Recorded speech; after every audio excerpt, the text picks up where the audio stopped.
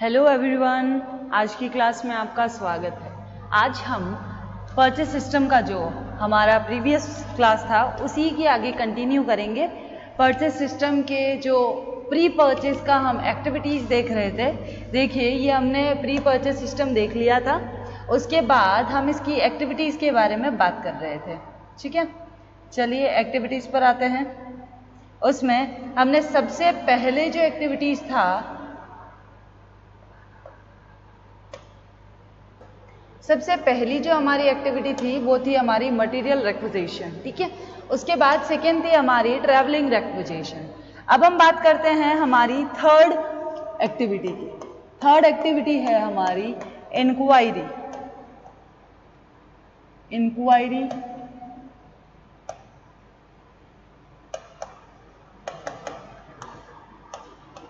क्या होता है? इंक्वायरी, उसके बारे में पढ़ते हैं। हिंदी में कहते हैं इसको पूछताछ,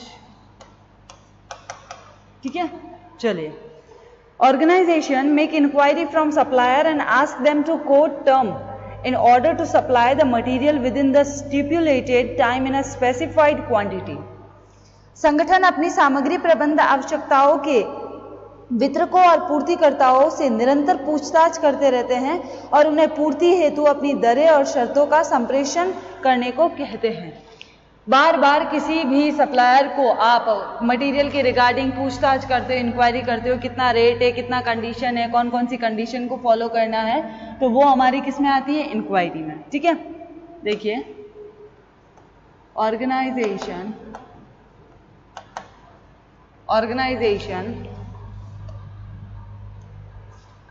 make inquiry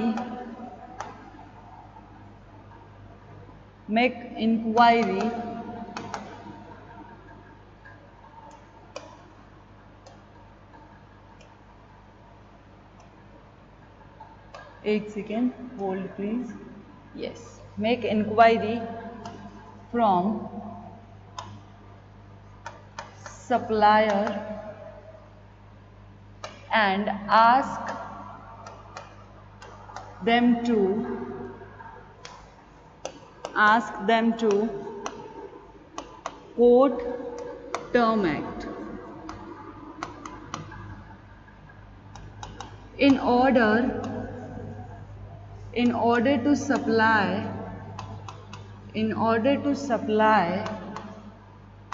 the material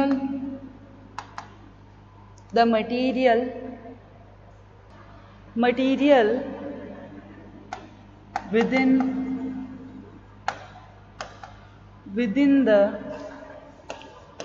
stipulated time in specified quantity। Special performer is used for this, which is designed more or less in form similar to that order, except that the title as inquiry is and not order, a typical performer, ठीक है। देखिए कि ऐसा करने का ये उद्देश्य होता है कि समय पर आवश्यकता अनुसार सामग्री बिना बाधा के उपलब्ध हो सके। एक बात बताइए, अगर पहले से ही आप इंक्वायरी करके रखते हो तो क्या आपको परचेस के टाइम वो इजी नहीं रहेगा? क्या उसमें कोई प्रॉब्लम क्रिएट हो जाएगी? क्या पहले से ही अगर आपने इंक्वायरी निकाली है तो फ्यूचर के लिए वो सेफ हो जाएगा, या फिर फ्यूचर के लिए उसमें जो प्रॉब्लम्स है वो रिड्यूस हो सकती है। क्लियर है यहाँ तक? ये था हमारा इंक्वायरी। इंक्वायरी का बेसिक मीनिंग ही यही होता है कि आप चीज़ों के बारे में पूछताछ करो, आप चीज़ों के बारे में जानने की कोशिश करो। तो सप्लायर से एक फर्म जो होती है वो टाइम टू टाइम क्या करती है? इन प्रोडक्ट के रिगार्डिंग, मटेरियल के रिगार्डिंग क्या करती है? वो टाइम टू टाइम इंक्वायरी लेती है। क्लियर है यहाँ पर? ये थे हमारे प्री परचेज के एक्टिविटीज। अब हम बात करते हैं हमारे ऑर्डर सिस्टम की, यानी अब हम बात करते हैं हमारे ऑर्डरिंग सिस्टम की। चलिए पहले हम ना इसके ऑर्डरिंग सिस्टम बनाने से पहले हम इस परचेज एक्टिविटी के तीनों जो परफॉर्मा है उन पर बात कर लेते हैं। चलिए, सबसे पहला मटेरियल रिक्विजिशन का परफॉर्मा बना रहे हैं हम। मटेरियल कैसा होता है ताकि आपको एक बार समझ आ सके। मटेरियल रिक्विजिशन, ठीक है। चलिए, मटेरियल रिक्विजिशन हम कंपनी बना देते हैं ABC लिमिटेड, ठीक है। इसमें डाल देते हैं मटेरियल रिक्विजिशन फॉर्म। इसमें आ जाता है जेसन फ्रॉम जो भी आपका है डिपार्टमेंट, ठीक है। देन उसके बाद to material department, material department, ठीक है। देन उसके बाद यहाँ आपका साइड में आएगा डेट और आएगा रेफरेंस नंबर, ठीक है। अब इसके बाद इसकी एक पूरी इंडेक्स बनेगी, वो देखिएगा। ऊपर लिखा आएगा please procure the material requisition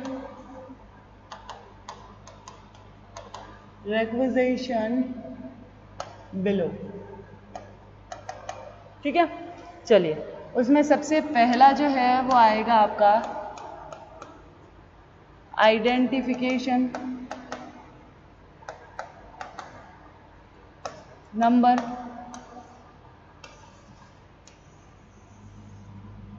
ठीक है। सेकंड आएगा फिर डिस्क्रिप्शन क्वालिटी, उसके बाद आएगा क्वालिटी रिक्वायर्ड, कैसी क्वालिटी चाहिए वो भी आपको मेंशन करना है। उसके बाद सजेस्टेड सप्लायर्स एंड लास्ट है हमारा पर्पस, हम क्यों ले जा रहे हैं वो मटेरियल, ठीक है। ये इंडेक्स बनानी है और जैसा आपको मटेरियल चाहिए आप उस तरह से फिल कर सकते हो। फिर आता है आपका अप्रोक्सीमेट डेट बाय, जो भी आपका रिक्वायर्ड है। फिर है रिक्विजिशन, रिक्वेस्ट किसने की है, ठीक है, बाय, जिसने भी डिपार्टमेंट ने रिक्वेस्ट की और ऑथराइज किसने किया है वो आपको साइन करना है यहाँ पर। तो ये था आपका पूरा मटेरियल रिक्विजिशन का परफॉर्मा। क्लियर है? देखिए, ये आपका परफॉर्मा था मटेरियल रिक्विजिशन को, इसी को हमने कंटिन्यू किया है आगे। अब देखिएगा सेकेंड जो है हमारा ट्रैवलिंग रिक्विजिशन। ट्रैवलिंग रिक्विजिशन का क्या परफॉर्मा बनता है देखिएगा। ट्रैवलिंग रिक्विजिशन क्या परफॉर्मा बनता है देखिए। सबसे पहला ट्रैवलिंग रिक्विजिशन में क्या आएगा, कंपनी का नाम ABC लिमिटेड, यहाँ पर आ जाएगा ट्रैवलिंग का बना रहे तो ट्रैवलिंग रिक्विजिशन फॉर्म, ठीक है। अब उसके बाद सबसे पहला आएगा आपका material description,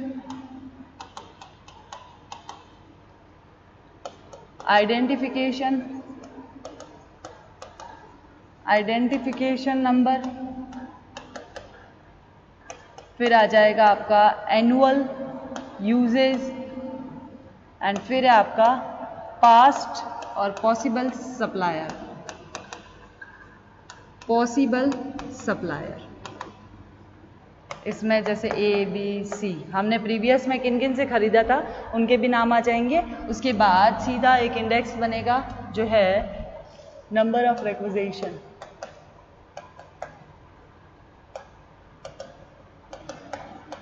number of requisition, यहाँ आ जाएगी डेट, ठीक है।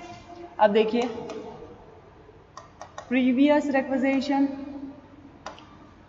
ठीक है। प्रीवियस रिक्विजिशन में क्या क्या आएगा देखना, डेट,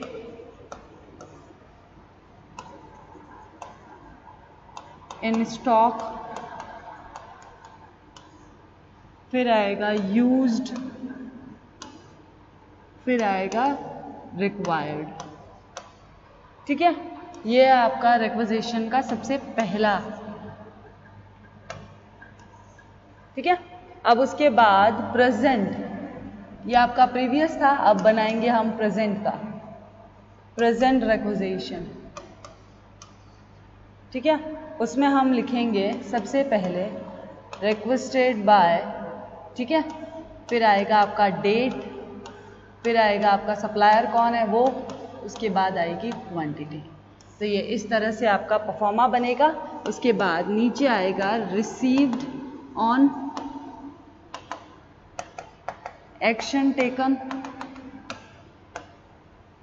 एक्शन टेकन, ठीक है, और फिर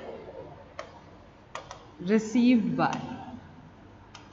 ये आपका था ट्रैवलिंग रिक्विजिशन। क्लियर है, समझ आया आप लोगों को ट्रैवलिंग रिक्विजिशन का परफॉर्मा? ठीक है, अब हम बात करते हैं सीधा हमारे इंक्वायरी की। इंक्वायरी का जो परफॉर्मा है वो कुछ इस तरह से ही है।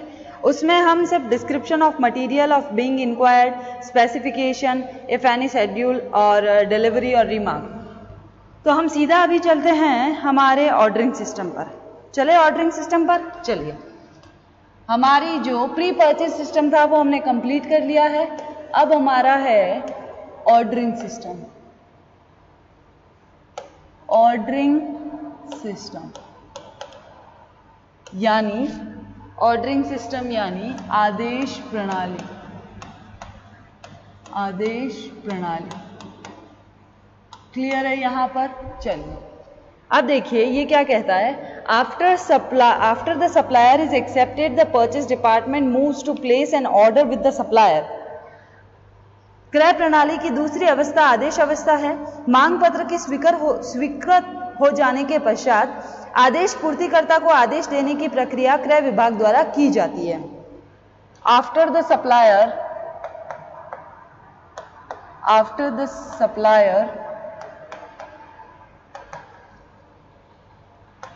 is accepted the purchase department moves to place an order with supplier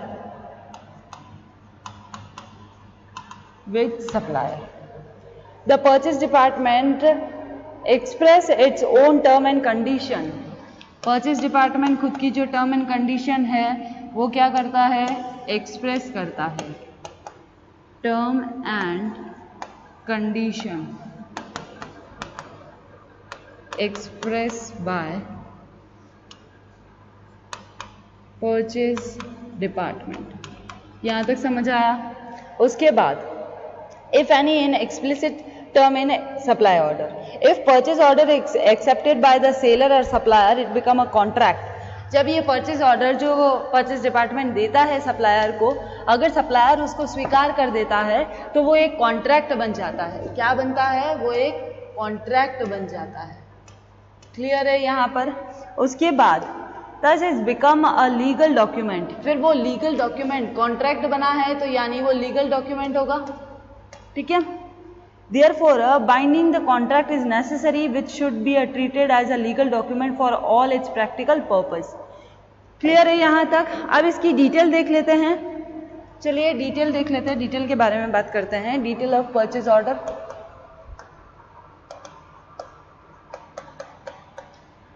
purchase order, ठीक है, सबसे पहला डिटेल में क्या आएगा? रेफरेंस नंबर, रेफरेंस नंबर, ठीक है। सेकेंड आएगा आपका detailed description of the order material, जो भी आपने ऑर्डर किया वो। फिर आपका क्वांटिटी, ये सारी चीजें उसमें लिखनी है आपको, ठीक है, मेंशन करनी है, तभी जाकर आपका ऑर्डर माना जाएगा। प्राइस and discounts, फिर आपका है डिलीवरी स्केड्यूल, ठीक है, प्लेस कहाँ देना है आपको, फिर है आपका शिपिंग, डिस्पैच, फिर है आपका लोकेशन, फिर है आपका साइन सिग्नेचर, किसका होगा, ऑथराइज ऑफिसर का, फिर है detail term and condition, detail term and condition. ये सारी चीज़ें आपके परचेज ऑर्डर में, ऑर्डरिंग सिस्टम में होनी ज़रूरी है। क्लियर है यहाँ तक? अब हम आगे बात करते हैं, हमारा यहाँ तक क्लियर है आपको? अब हम इसी के आगे बात करते हैं acceptance of order by the supplier, यानी पूर्तिकर्ता द्वारा आदेश, क्रय आदेश की स्वीकृति देना। एक्सेप्टेंस of the order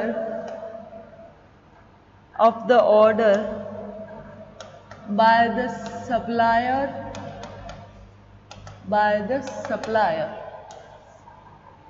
कि जब एक पूर्तिकर्ता द्वारा क्रय आदेश की स्वीकृति, सप्लायर सामान्यतः अपनी स्वीकृति देकर आदेश के आधार पर पूर्ति की स्वीकृति प्रेषित कर देता है। जितना उसको ऑर्डर करने को बोला है वो उतना the supplier normally writes a letter acknowledging the receipt after receiving the purchase। कब करता है वो? रिसीविंग द, जब वो उसको परचेज का ऑर्डर मिल जाता है तो वो एक लेटर लिखता है, ठीक है। देन उसके बाद it amount the accept of the order by the supplier, normally 6 copy of the purchase order is prepared. 6 copies prepare की जाती है। अब देखना, 2 are sent to the supplier, 2 किसको दी जाती है? 2 दी जाती है सप्लायर को, 2 सप्लायर अपने पास रखता है, ठीक है। Then the supplier copy and duplicate copy is acknowledgement to the send back to the purchaser. The duplicate copy is copy of the purchase order signed by the supplier come to the back material extra.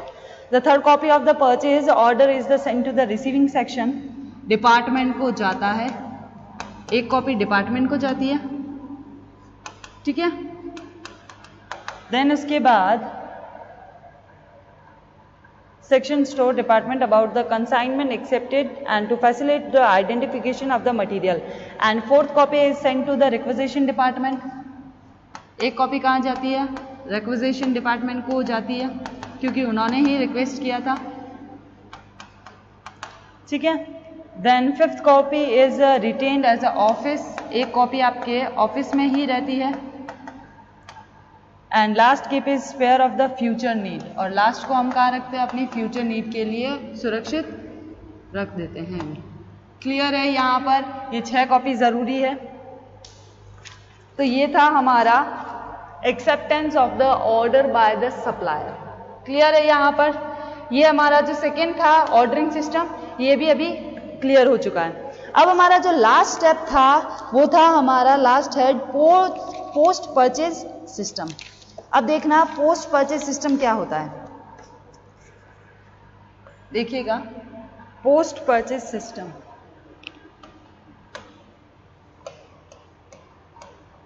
Post purchase system, ठीक है, ये हमारा third part है। ये क्या कहता है? Post purchase system is comprise of follow up, receipt of consignment, checking of invoice and payment to the supplier. क्रय आदेश देने के पश्चात क्रय पश्चात प्रणाली, जो प्रणाली की जाती है उसको हम क्या कहते हैं? Post purchase. इसमें क्या क्या किया जाता है देखिएगा। सबसे पहला follow up, second receipt of consignment, फिर थर्ड है आपका चेकिंग इनवॉइस, फिर फोर्थ है आपका payment to the supplier, payment to the supplier.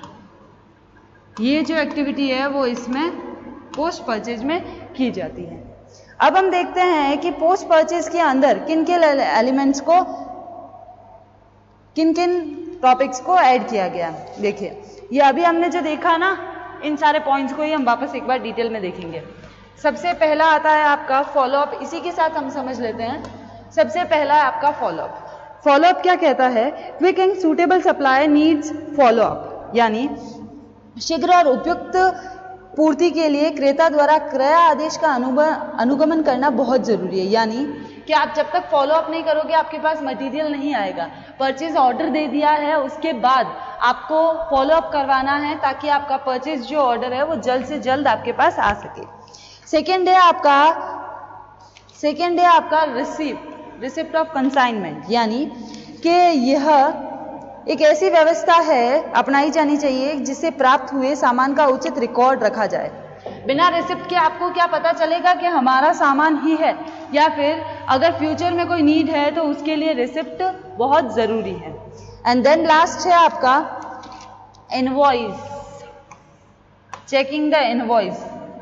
Checking the invoice में मतलब है कि पूर्तिकर्ता सप्लायर भेजी गई मटेरियल के साथ एक इनवॉइस भी भेजता है। इनवॉइस एक बेस होता है जिससे क्या होता है, आपके पेमेंट होता है किसको? सप्लायर को। एक सप्लायर ने अगर मटेरियल के साथ इनवॉइस भेजा है तो उसका मतलब ये है कि उसने इंडिकेट किया है, या फिर उसका मतलब सीधा सा यही है कि पेमेंट उसको इतना करना है। एंड चेकिंग इनवॉइस करने के बाद आपका पेमेंट टू द सप्लायर होता है। तो ये था आपका। और फिर वो इनवॉइस कहाँ भेजा जाता है? आपके फाइनेंस डिपार्टमेंट के पास। और फाइनेंस डिपार्टमेंट क्या करता है? ये पेमेंट करता है सप्लायर को। ठीक है, सप्लायर को पेमेंट करने के बाद जो हमारी जो कॉपी होती है वो एक कॉपी तो हम कहाँ देते हैं? मटेरियल डिपार्टमेंट को दे देते हैं। 2 कॉपी बनती है, एक कॉपी मटेरियल डिपार्टमेंट को जाती है और एक कॉपी आपके फाइनेंस डिपार्टमेंट के पास रहती है। क्लियर है आपके? यहाँ तक आपको समझ आया? ठीक है, ये आपका पोस्ट परचेज सिस्टम है। पोस्ट परचेज सिस्टम यानी कि ऑर्डरिंग सिस्टम के बाद, ऑर्डर देने के बाद जो प्रोसेस रहती है वो हमारा पोस्ट परचेज सिस्टम आता है। उसमें सबसे पहला पॉइंट था आपका फॉलोअप, सेकेंड था रिसिप्ट, थर्ड है चेकिंग इनवॉइस एंड लास्ट है चेकिंग इनवॉइस के बाद पेमेंट टू द सप्लायर। तो इसी के साथ हमारा जो परचेज सिस्टम था वो हमारा खत्म होता है, क्योंकि परचेज सिस्टम में हमारे सिर्फ 3 ही हेड्स थे। सबसे पहला था हमारा प्री परचेज सिस्टम, सेकेंड था हमारा ऑर्डरिंग सिस्टम, थर्ड था हमारा पोस्ट परचेज सिस्टम। तो आज की क्लास हम यही खत्म करते हैं। नेक्स्ट क्लास में नया टॉपिक